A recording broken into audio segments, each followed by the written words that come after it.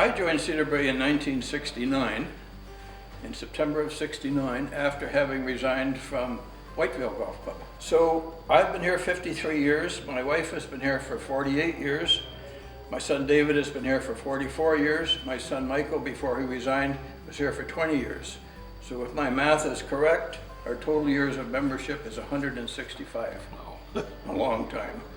Well, I found out about Cedarbrae from a chap that I played golf with at Whitevale, a fellow by the name of Bert Simmons. And Bert worked for Ontario Hydro, and he had an associate at the Hydro who was a member at Cedarbrae. So he invited myself and a couple others out here to play, to look at the golf course. And the first time I played 17, I made a birdie 4 on probably the toughest hole on the golf course. I thought to myself again, gosh, this is an easy golf course. It took me many years after that to make another birdie on 17 though. A number of us were members at Whitevale. Whitevale at that time was owned by a family, by the Boyce family, Jack and Winnie Boyce, and it was getting into financial difficulties. So half a dozen of us thought it's time to leave.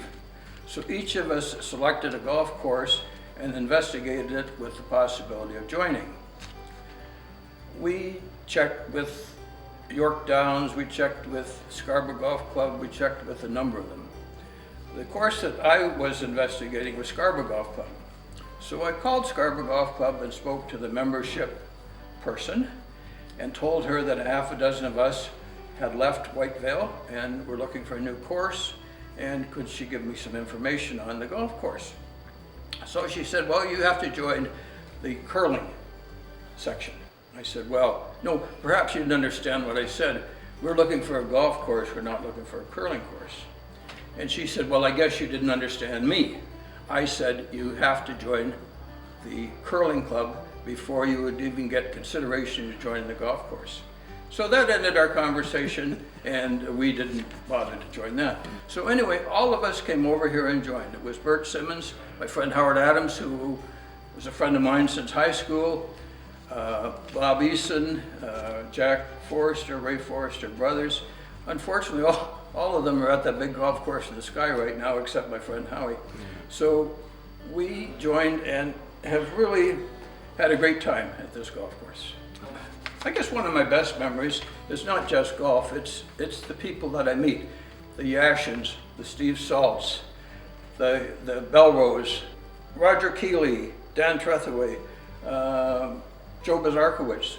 So those are happy memories from all of the people that I met and play golf with and have fun with. My son David won the club championship 4 years in a row, way back in 1988, 89, 90, 91. Those are happy memories. As one gets older, the handicap gets higher. However, in the last few years, I've been fortunate enough to shoot my age. And this past year, I shot my 3 strokes under my age, and I think that's an accomplishment. Well, having said I had a hole-in-one on 16, that would be one of my favorites, but 6 and 16 from the back tees are spectacular par 3s. And anyone that brings a guest here, the first time they're here, they always go up to 6 and 16 and look at those 2 holes, which are beautiful. However, having said that, it's not my favorite hole. My favorite hole is number 12. And why? It's a gentle dogleg to the left. There's a river on the left, which has a lot of my balls in there. There are trees on the right, and that also has my balls. It's just a beautiful hole, particularly from the back tees. My favorite event, it wasn't available then, but it's the Ball Buster. The Ball Buster is an event where you get to play with your buddies. I also like any of the other club events where it's a scramble format. You get to play with 3 other members, some of whom you've never met before, have no idea who they are. Sometimes it's embarrassing because you say to them, are you a new member here? And they say, oh God, no, I've been here for 20 years. But you don't know them because certain people play at different times and you don't get to see everybody. One of my favorite stories was on the 4th hole, and it was full handicap. And I was not in it, but I just heard the story.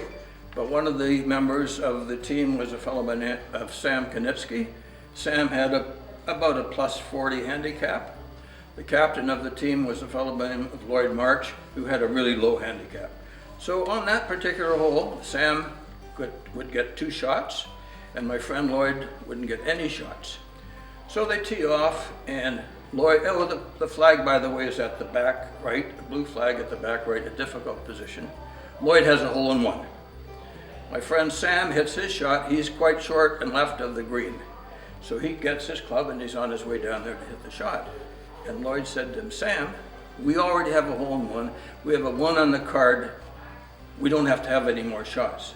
Sam said, I'm playing this hole. Sam goes down and he chips his shot. It goes in the hole. He has, because of his handicap, he gets 2 shots. So Lloyd's 1 didn't count, but Sam's shot scored a 0 on the hole. Friends that I've made here over the years, not just me, but a little story about my wife, who is now on medical hold. A few years ago, my wife had breast cancer, and she had to go in the hospital and have a mastectomy. When she came home from the hospital, she had not shed a tear until we had a knock on the door one day, and who comes over but her friends from Cedar Bay? Barbara Adams, Rose Moreau, Linda March, and a couple others whose names escape me. So what do? They're bringing over prepared meals for us. And that's the first time I saw a tear from her. So once again, it's the friends you meet. It's not just the golf. Golf is a wonderful game, but it's a cruel game. You can never master it. But as I say, it's not just hitting a golf ball. It's all of the other things, the friends, the camaraderie, the views. You smell the fresh air, you look at the flowers. It's a great place to spend your time.